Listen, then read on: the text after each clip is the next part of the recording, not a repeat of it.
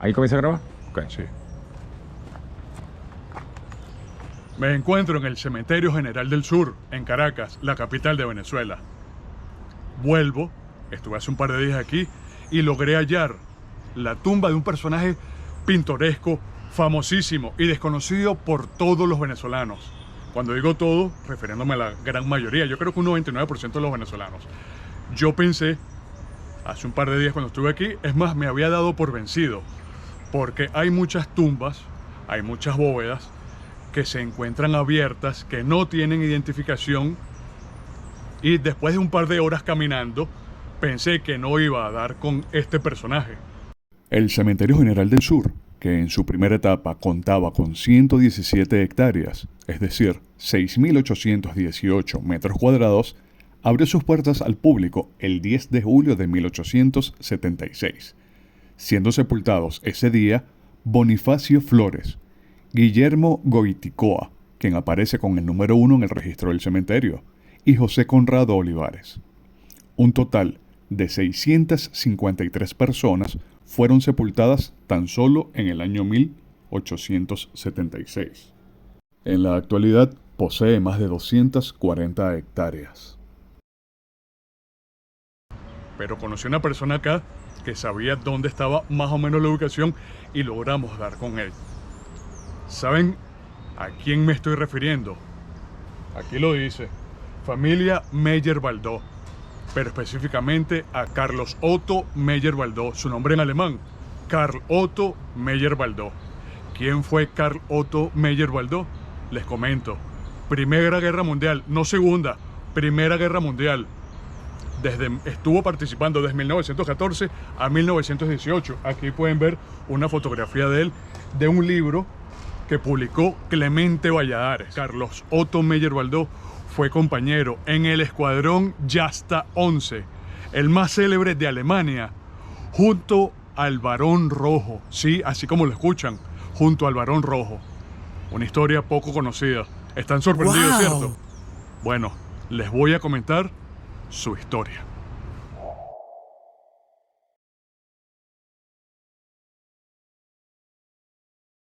Como les dije anteriormente, Carlos Meyer-Waldau estuvo junto al mítico, al legendario Manfred von Richthofen, el Barón Rojo, así mismo. Pero, como si ustedes han visto videos míos anteriormente, no voy a ir al grano, no señores ni damas, no se los voy a colocar tan papita, no. Vamos a ubicarnos en el tiempo, les voy a explicar por qué llegamos a la Primera Guerra Mundial, qué fue lo que aconteció y por qué el Barón Rojo está al lado de los alemanes en esa contienda. Siempre sucede algo. Les comento lo siguiente. Olvidé dos cuestiones y una de ellas fue el guión, por lo que entonces, obviamente aquí va a haber un corte de edición, voy a colocar imágenes y después grabaré en off. Pero la Primera Guerra Mundial es importantísimo, es necesario yo explicarles cómo llegamos allí y cuál es el vínculo que hay entre los descendientes de la reina Victoria de Inglaterra, del Imperio Británico y sus nietos. Eso es clave. La reina de Inglaterra, Victoria, de la Casa de Hannover, subió al trono en el año 1837 a los 19 años de edad. Estuvo casada con su primo, Alberto de Sajonia-Coburgo-Gotha, que hablaba alemán, pues pertenecía a esos territorios. Entre ambos, tuvieron 9 hijos. La mayor fue Victoria, quien se casó con el entonces Kaiser alemán Federico III.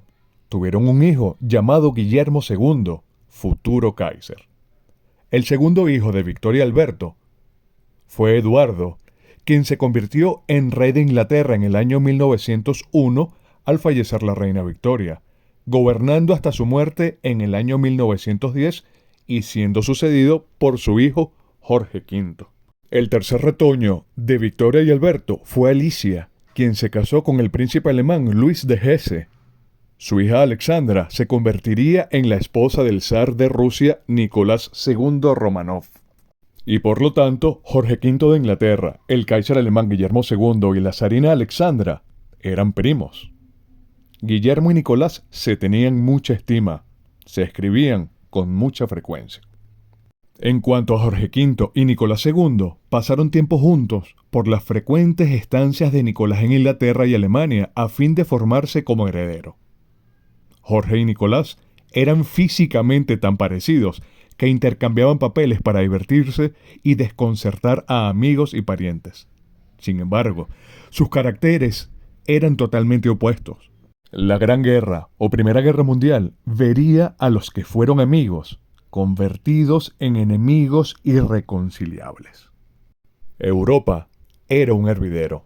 Las principales potencias eran Inglaterra, Austria-Hungría, Francia y Rusia.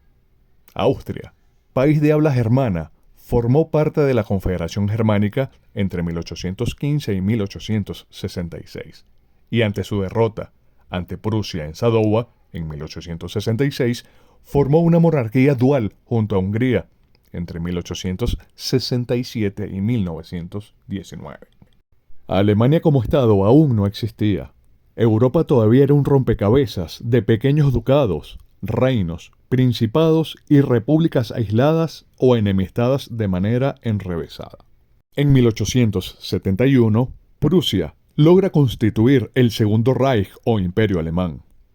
Nace de esta manera Alemania, convirtiéndose en pocos años en la mayor potencia de Europa y trazó planes para extender su dominio fuera del continente. Como no existía como Estado central y unificado, Alemania había quedado fuera del reparto de posesiones ultramarinas, lo que sí había conseguido con éxito España, por ejemplo. Pueblos del área de los Balcanes, búlgaros, serbios y croatas, se encontraban bajo el dominio del Imperio Otomano, actual Turquía, estado en decadencia que apenas controlaba la periferia de su imperio, por lo que Austria-Hungría, Rusia y Gran Bretaña se erigieron en protectores interesados de esa parte de Europa Oriental. En 1878, Bulgaria surge como principado autónomo bajo el protectorado ruso entre 1878 y 1885, siendo plenamente independiente a partir de 1908.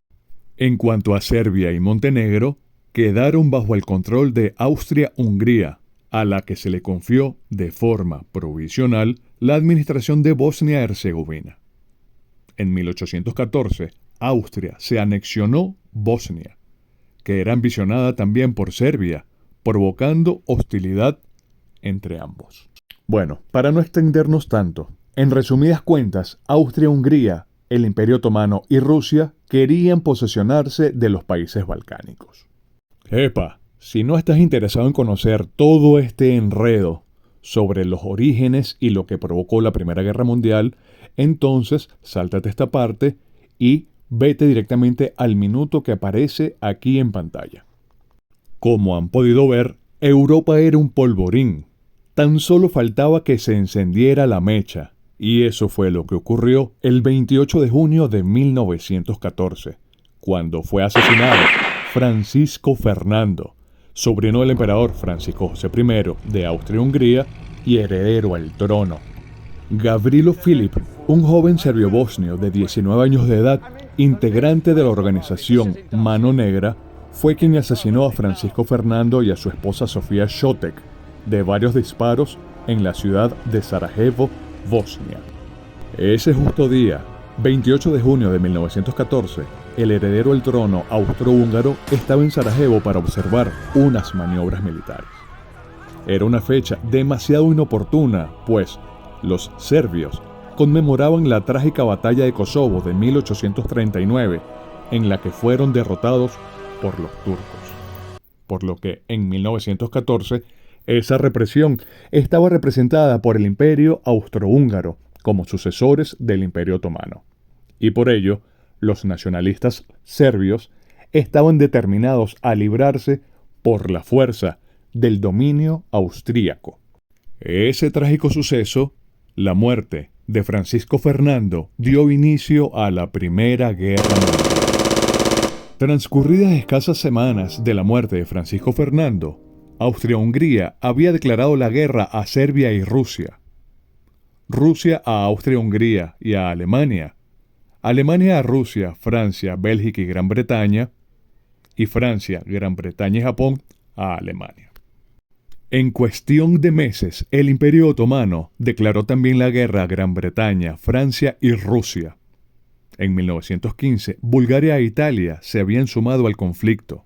Un año después, lo hicieron Rumanía y Portugal, y en 1917, Grecia y Estados Unidos. Oye, ¿ustedes saben qué llama la atención? Que Rusia le había declarado la guerra a Alemania. Recuerden que el zar Nicolás II Romanov estaba casado con Alexandra, prima del Kaiser Guillermo II, pero Rusia apoyaba a Serbia, por lo que si entraba en conflicto con Austria-Hungría, entonces debía enfrentar a su aliado Alemania. Es más, para agregarle más ingredientes a esta completa locura, Alemania le declara la guerra a Gran Bretaña. Eso quiere decir que el Kaiser Guillermo II enfrentará al rey Jorge V, que es también su primo, ambos nietos de la reina Victoria. La Primera Guerra Mundial culmina en el año 1918 con la derrota de Alemania. Un año antes, en 1917, los comunistas bolcheviques toman el poder en Rusia, desplazando y capturando al zar Nicolás II Romanov, su esposa Alexandra y sus hijos. La familia real rusa quiere exiliarse en Inglaterra, pero Jorge V se ve imposibilitado a ayudarles, debido al fuerte sentimiento antigermánico, pues su prima Alexandra, aunque casada con el zar, es alemana de nacimiento. En 1918 es asesinada la familia real Romanov, a manos de los comunistas rusos. Tremendo rollo todo eso que tiene que ver con la Primera Guerra Mundial, ¿correcto? Bueno, pero ahora permítanme por favor explicarles cómo el padre de Carlos Meyer llega a Maracaibo, llega a Venezuela. Y es que los alemanes, o como ellos mismos se denominan, los teutones, dominaron el comercio en Maracaibo, estado Zulia, durante un siglo, desde mediados del siglo XIX a mediados del siglo XX. Culminan cuando caen derrotados tras la Segunda Guerra Mundial. En el año 1881 existían o habían 44 alemanes en Maracaibo, que dominaban el comercio de la importación y exportación. Y entre ellos se encontraba el señor Johannes Meyer, que había nacido en el año 1859 en Lesum, cerca de Bremen. Era un protestante luterano y fue contratado por la compañía Steinwort y lo envió a la casa comercial de ese nombre en Maracaibo, que exportaban ellos, entre otras. Bueno, el señor Johannes exportaba café. Un par de años después, el señor Johannes conoce a una andina, María Amelia Baldó Jara. Se casan y tienen varios hijos. Pero Carlos Meyer, que es de quien estamos tratando el día de hoy, nació el 21 de abril de 1895. Tuvo una institutriz alemana llamada Fräulein Nemnitz, quien le enseñó escuela de idiomas y música. Baldó también, me refiero a Carlos Meyer, tenía un profesor de gimnasia. Después de algunos años aquí en Venezuela, toda la familia Meyer-Baldó se mudó a Alemania en el año 1908. Johannes había comprado en Wandsbek, Alemania, una villa y estaban viviendo allí.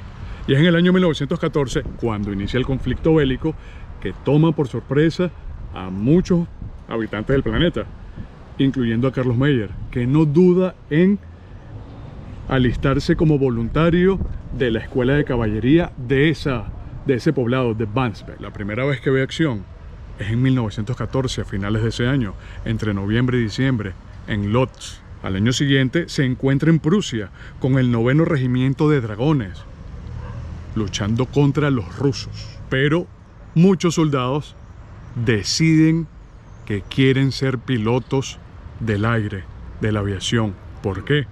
Y es que existían unos héroes que habían tomado muchísima fama, entre ellos Max Immelmann y Oswald Boelke. Por eso es que en 1916 y 1917 se integra, entre ellos, Carlos Meyer-Baldó. Y entre 1916 y 1917 integra el Escuadrón de Observación FA 201A. Y es después, a mediados de 1917, específicamente en julio, pasa a formar parte del mejor escuadrón de la Fuerza Aérea Teutona, el Jasta 11, cuyo comandante era el legendario Barón Rojo, Manfred von Richthofen. se conocen justamente en julio de ese año. Y hay algo aquí bastante llamativo. Muy llamativo. Ya era afamado el Barón Rojo.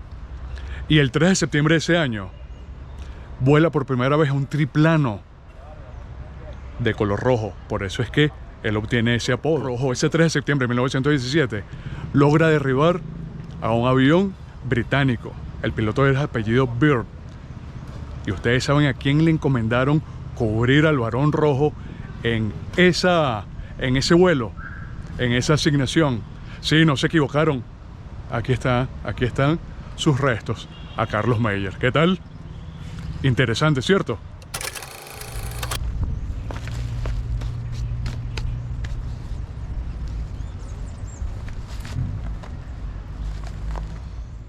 Carlos Meyer Baldó regresa a Venezuela en 1926, 5 años después del fallecimiento de su padre, el señor Johannes, que fallece en diciembre de ese año 1921. Estando aquí, administra la Hacienda Las Adjuntas, que presumo que debe estar en la parroquia Macarao, y también la Policlínica Caracas. Además, en sus tiempos libres, enseña educación física en el Liceo Andrés Bello, allí en la Avenida México, en La Candelaria.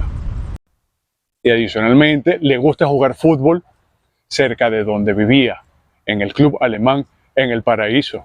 Como buen descendiente alemán, ¿habrá jugado béisbol? De verdad que no lo sabemos. Quizás no, pero no está documentado. Los mejores monumentos para adornar tumbas, panteones y mausoleos eran hechos en Italia y traídos a Venezuela.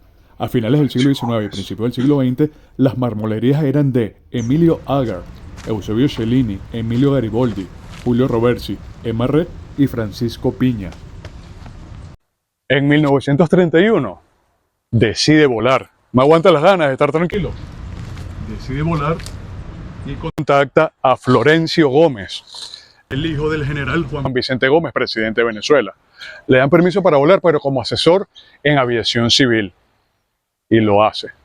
Lo envían a Estados Unidos y viaja a Nueva York en el año 1932 para actualizarse. A su retorno, comienza a volar. Algunos aviones, vuelos civiles, pero le prohíben terminantemente que realice vuelos con aviones militares para no alentar a los pilotos venezolanos a que compitan entre ellos para tratar de ser como Carlos Meyer Baldó. Pero Carlos Meyer no aguanta y, escondido de manera furtiva, realiza algunos vuelos.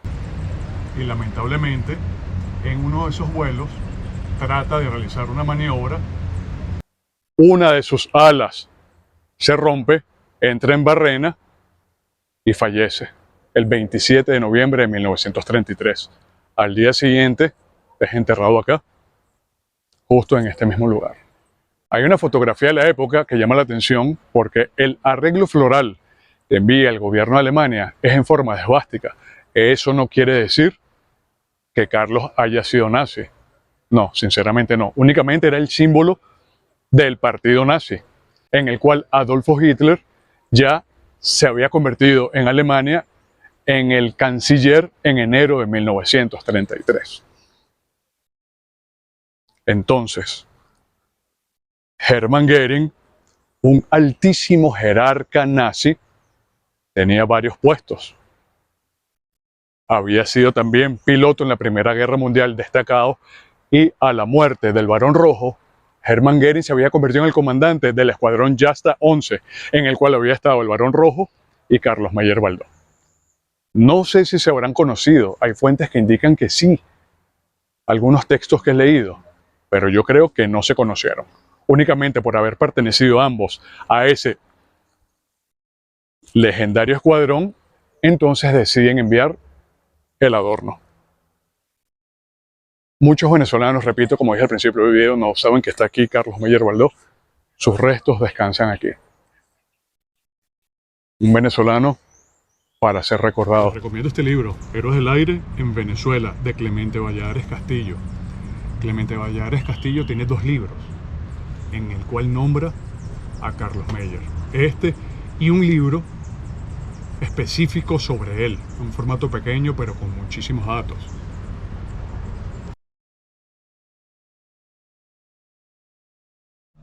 Adivina para dónde vine, a seguir buscando información sobre Carlos Meyer Waldó, a la Hemeroteca Nacional.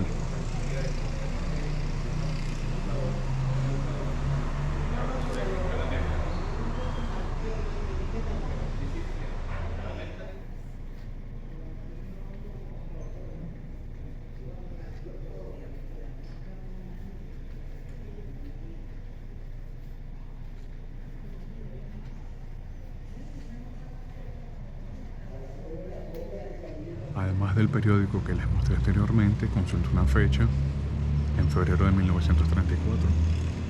Del viernes 16 de febrero de 1934, el diario El Universal. El día anterior le rindieron un homenaje a Carlos Meyer Waldó en el Cementerio General del Sur. Y hubo una corona que se la colocaron allí con forma de cruz gamada o esvástica. Adivinen quién la envió. El mismísimo Hermann Göring, que era ministro de aviación de Alemania, entre otros cargos. Eso es lo bueno de consultar en la Biblioteca Nacional, en este caso en la Hemeroteca. Libros, revistas, cero Wikipedia. Bueno, Wikipedia se puede consultar, pero para ciertas cuestiones. Del resto, investigación.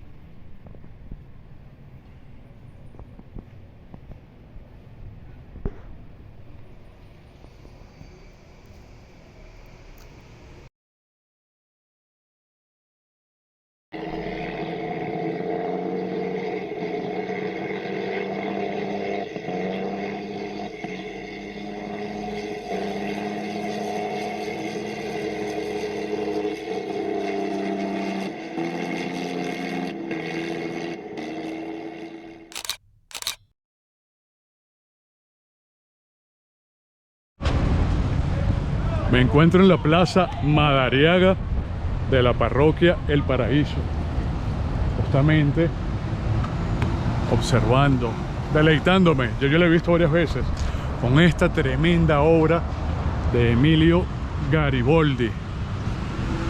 De él leí que tiene 16 obras, esculturas, ahí en el Cementerio General del Sur. No vi ninguna, claro, ese cementerio es enorme. Pero ¿por qué estoy aquí?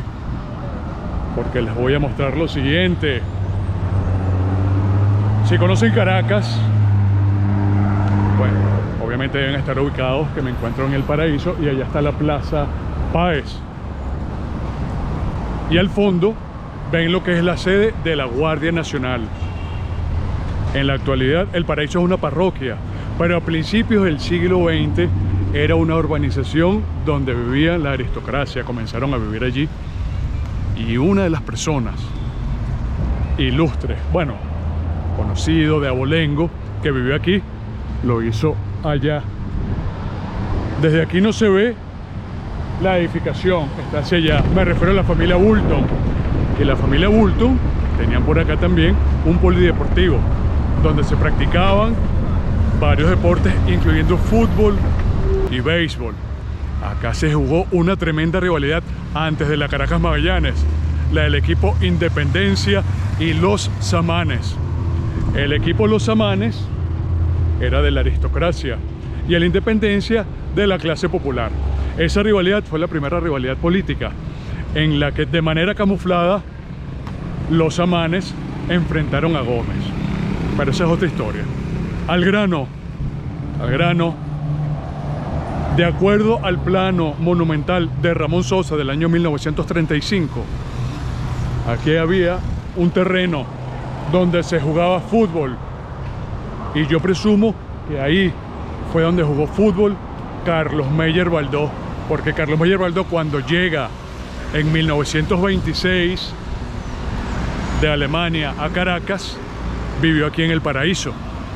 Pero repito, allí donde está la Universidad Santa María, acá estaba el terreno. Ahí voy a buscar en este instante donde posiblemente vivía.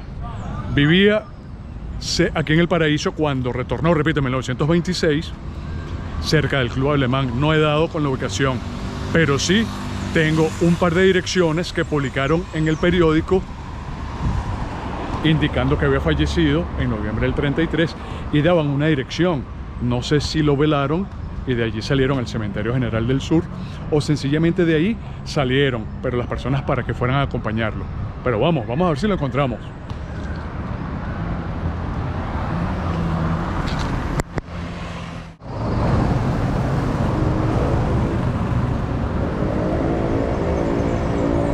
Me encuentro en la avenida José Antonio Páez del Paraíso, que comienza donde está el monumento de la India y termina hacia el este donde están los Flores de Puente Hierro. Y adivinen qué conseguí. Bueno, no se ve. Venga.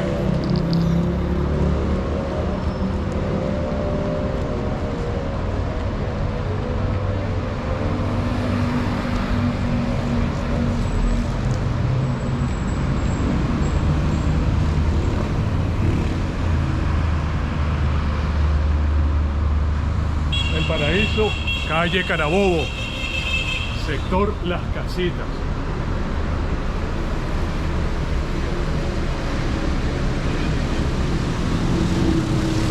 Y déjenme comentarles algo. En el periódico, no sé cuál es, porque me han mandado fotos, no sé si es en el Universal, hay un obituario del día del fallecimiento de Carlos Meyer Baldó en el que invitan a las personas a acompañarlo al Cementerio General del Sur. Sin embargo, dan esta dirección. Dice Las Casitas, entre comillas, calle Carabobo.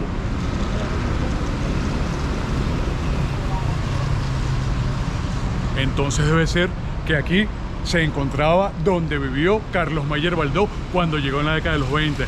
Ese edificio que ustedes vieron anteriormente es el Instituto Pedagógico. Ahora bien, en ese mismo obituario hay 3 direcciones. 2 coinciden con esta, que es la calle Carabobo, pero en ese mismo espacio dice también Las Casitas, calle Washington, y la calle Washington está al lado, pero no con ese nombre. Posiblemente en algún momento la Municipalidad de Caracas se lo cambió, se llama Las Casitas. A ciencia cierta, lo que... Sí, tranquilo, eso sigue grabando, eso es para la batería. A ciencia cierta es que entre esta calle, aquí, en la de al lado, vivió Carlos Meyer Baldó. Ahora bien, lo que me falta es mostrarles, no voy a llegar hasta la parroquia Macarao, pero me voy a detener en la entrada de la autopista, la división, la Y que hay para ir hacia Macarao y hacia Caricuao. Me voy a detener allí y les voy a les voy a mostrar dónde se encontraba posiblemente la hacienda, las adjuntas que él administraba. Acompáñenme pues, vamos. Aquí está el pana nuevamente, Luis Urbano Mandinga, que me acompañó, un fiebre de la historia. Yo le íbamos a patar el lado, usted me acompaña, todo si está vinculado con historia.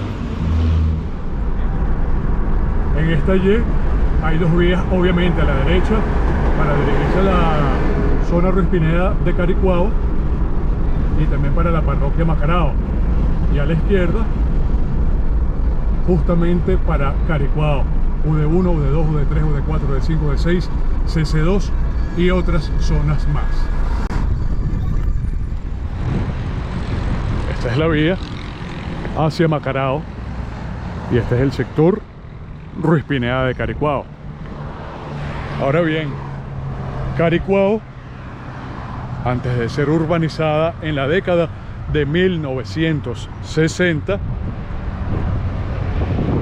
era territorio de unas haciendas. Caracas estaba llena de haciendas. Entonces, por el nombre, hacienda. Las adjuntas es, no sé, quizás 5 o 6 kilómetros hacia allá, donde se encuentra justamente una estación del metro que lleva ese nombre. Posiblemente ni siquiera ya toda esta zona muy amplia quizás formaba parte de la hacienda Las Adjuntas, donde Carlos Meyer Baldó trabajó. Adicionalmente en la Policlínica Caracas, tengo que averiguar al respecto. Y Caricuao también estaba constituida por varias haciendas. Aquí trabajaron inmigrantes en la década de los 40 y 50. Conozco a uno que trabajó aquí, un portugués. Cuando pueda, cuando haga un video sobre alguna parte de Caricuao, que quiero hacerlo, pero por zonas, este señor va a ser un entrevistado, porque aquí se sembraban legumbres. Entonces, bueno, les mostré dónde vivió posiblemente Carlos Meyer Baldó, dónde jugó fútbol y dónde trabajó.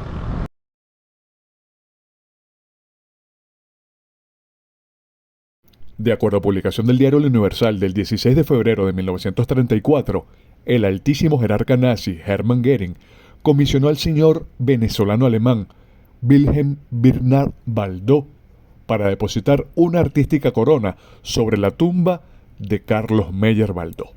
De acuerdo a la descripción del artículo, la corona se componía de 2 cintas, una con los colores del Tercer Reich alemán, negro, blanco y rojo, con la inscripción "El ministro de Aviación de Alemania Göring", y la otra con la cruz esvástica conteniendo las palabras siguientes: "Como último jefe de la escuadra de caza von Richthofen". Debido a ambos apellidos, presumo que el señor Wilhelm Bernhard Baldó es hijo de quien era el mejor amigo de Johannes, padre de Carlos Meyer, el señor Bernhard Wilhelm. Por el gobierno de Venezuela, en el homenaje estuvo presente Esteban Chalbot Cardona, en representación de Eleazar López Contreras, que para el momento era ministro de Guerra y Marina. También acudieron el conde Franz von Stauffenberg, ministro de Alemania en Venezuela; Eduardo Dañino, ministro de Venezuela en Alemania; la madre de Carlos Meyer, Amelia Baldó de Meyer; un grupo de nazis de Caracas; varios familiares, entre ellos su tío general José Antonio Baldó, sus hermanas María Luisa y Enriqueta, y una numerosa representación de la sociedad venezolana y de la colonia alemana residente en Caracas. En cuanto a Hermann Göring, los cargos que ostentaban eran los de ministro de Interior de Prusia, jefe de la temible Gestapo, que era la policía secreta de Estado, presidente del Reichstag o del Congreso de Alemania, y ministro de Aviación. Hay una anécdota muy curiosa con Hermann Göring y el apellido Mayer. Resulta que cuando comienza la guerra en septiembre de 1939, Hermann Göring le había prometido no solamente a Adolf Hitler, sino a cierta camarilla o cúpula nazi que ningún avión enemigo sobrevolaría Alemania, ninguno, que si eso ocurría, lo podían llamar a él Hermann Mayer. ¿Por qué? Es que Mayer era un apellido muy común, en la actualidad lo es, en Alemania. Resulta que no pudo mantener la promesa, lograron los aliados sobrevolar los ingleses, sobrevolar el territorio alemán, y a partir de allí comenzaron a llamarle Hermann Mayer a escondidas. Quienes eran osados se lo decían en su cara, frente a frente. Y hay otros que le decían sencillamente el gordo, porque era obeso. Mein Führer, sind Sie einverstanden, dass ich nach Ihrem Entschluss in der Festung Berlin zu verbleiben, als Ihr Stellvertreter sofort die Gesamtführung des Reiches übernehme?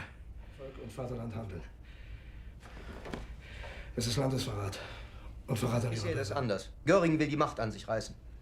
Diese Mischpoke, die sich am Obersalzberg um ihn rottet, war mir noch nie geheuer. Das riecht nach Putsch. Dieser Versager, dieser Schmarotzer. Ein paar vanille Faust hat er das gemacht. Aber dafür müsste man ihn an die Wand stellen. Dieser Morphinist hat die Korruption in unserem Staat möglich gemacht. En una misión en el Escuadrón Yasta 11, Carlos fue herido en el brazo y sus hermanas le enviaron una cinta bordada con los colores de la bandera de Venezuela, la cual él utilizó de allí en adelante. En esta fotografía posiblemente Carlos Meyer Baldó sea el que está marcado con color rojo, y en esta es el que se encuentra segundo de derecha a izquierda. Bueno, llegamos al final de este extenso video. No sabía que iba a ser tan extenso. Estoy novato en esto del desarrollo de contenido audiovisual, de realizar videos. Yo no sabía que en alguna oportunidad lo iba a hacer, ya que lo mío es diseño editorial, de diseñar libros y revistas, etcétera, ¿no? Pero bueno, les agradezco que le hayan dedicado tiempo, sobre todo si lo vieron completo, pues lo que me interesa es presentarlo de una manera atractiva y en el lugar, in situ, no a través de fotografías y láminas, porque eso es más fácil. Es por eso que los invito no solamente a seguirme a través de YouTube, sino a través de mis otras redes sociales, las cuales pueden ver en este momento en pantalla. Les comento que adicionalmente tengo una cuenta en la plataforma Patreon, en la que ustedes pueden colaborar, si así lo desean, conmigo. Si no saben lo que es Patreon, escríbanme por acá o busquen en Google y se enterarán. Ajá, ya me di cuenta que observaron esa maicina americana ese empaque, es porque voy a desarrollar un video o un micro sobre eso, porque resulta que tiene un origen que no es venezolano. Pero esa es otra historia. Bueno, muchas gracias y lo mínimo, por favor, que les pido es un like, compartir y algún comentario. Y díganle por ahí a sus amigos, a sus familiares, díganle, oye, mira, por ahí hay un rockero que lo que está haciendo es unos videos buenísimos. Muchas gracias.